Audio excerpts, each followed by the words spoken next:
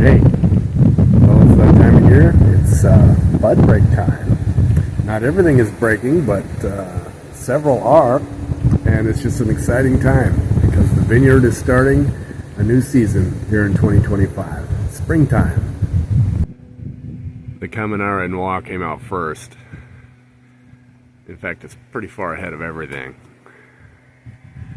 And then some things have not had bud break at all.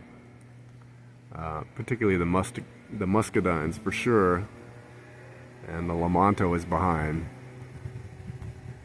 So timing is different for different varieties. This Camminare Noir already has some signs of flowering, I think.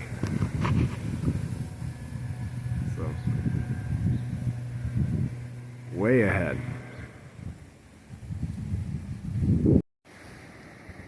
If you compare that to the muscadine, the noble muscadine next to it has nothing going on.